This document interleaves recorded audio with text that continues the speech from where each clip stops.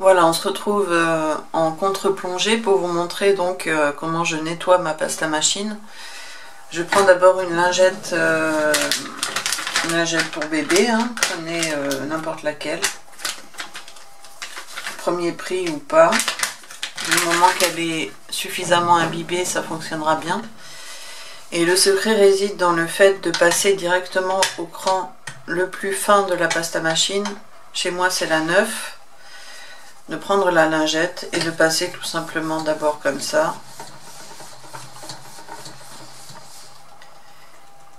Il en part un petit peu. Et ensuite par le dessous.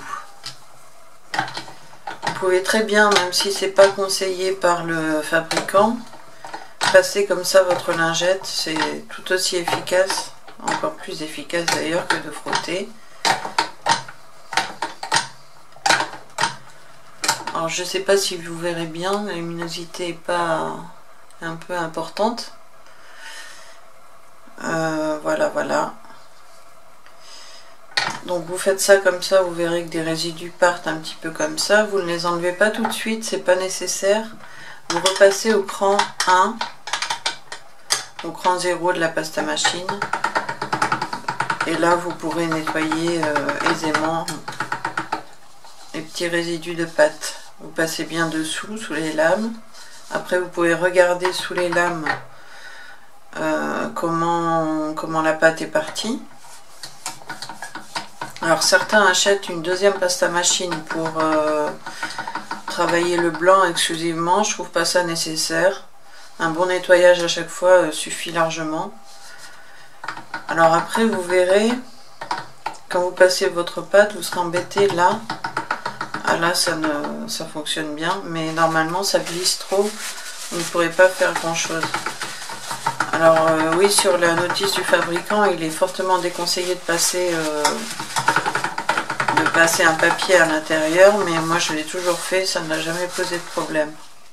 Il en part un tout petit peu encore sur le papier. Donc vous essuyez bien les rouleaux. On voit qu'il en part encore.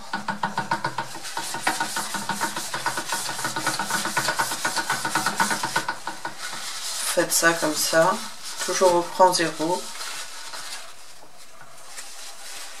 Et il en part là une bonne quantité. Le fait d'avoir imbibé les rouleaux, vous voyez, il y en a encore sur la pasta machine. Le fait d'avoir imbibé les rouleaux permet justement que la pâte se décolle et en plus qu'elle est bien ramollie pour pouvoir retirer les excédents. Voilà, là j'ai quand même tout ça que j'avais pas nettoyé de la dernière fois, qui était de la pâte scrap.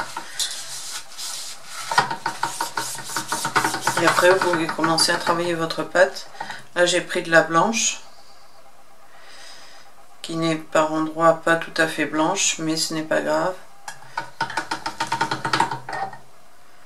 Il part quelques résidus, mais vous en faites pas. Sur votre pâte blanche, une fois que vous aurez bien mélangé, ça ne se verra pas du tout. Donc n'essayez pas forcément de gratter avec un scalpel ou autre, parce que souvent là c'est profondément incrusté à l'intérieur et vous allez perdre de la pâte plus qu'autre chose. On va voir si le nettoyage a été bien fait par un petit cran 3 par exemple. La pâte ressort bien, sauf les bords qu'on pourra retirer après, qui sont retirés facilement. Une fois que vous aurez fait votre emporte-pièce, vous n'aurez pas à utiliser ce bout de pâte. Mais c'est pas grave, même si on a ça, on peut tout à fait bien exploiter sa pâte blanche qui restera blanche étant donné la quantité qu'on a.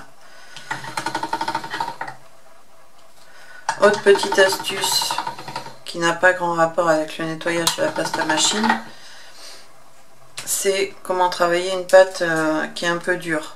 Pour aller plus vite, là je prends de la pâte scrap, aussi appelée pâte Burke, qui a bien durci quand même. Donc là on va annuler donc le résultat de notre nettoyage, mais c'est juste pour vous faire la démo. Là on a une pâte qui est un peu dure, qui va être longue à travailler au cran 0.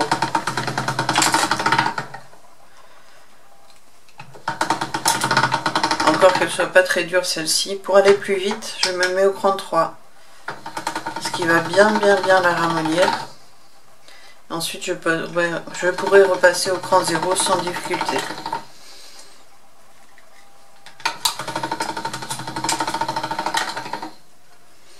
Ça l'a bien ramolli. Aussi pour ramollir la pâte, il est conseillé, on peut le faire, passer un heat gun par-dessus, passer un heat gun dessus. On sait que tout ce qui est inox est froid, comme notre rouleau. Passer un heat gun chauffant par-dessus, qui va aider à ramollir la pâte. Et là je suis au cran 0 et ça passe nickel.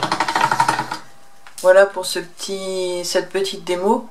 Moi je vous dis à bientôt dans une autre vidéo. N'hésitez pas à regarder en barre d'infos, il y a mon blog où je fais les pas à pas de mes créations avec photos à l'appui, et également ma boutique Etsy sur lequel j'ai beaucoup de produits si ça vous dit de jeter un œil.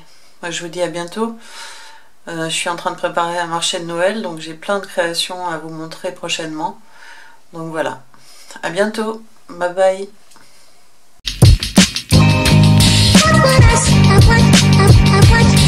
I want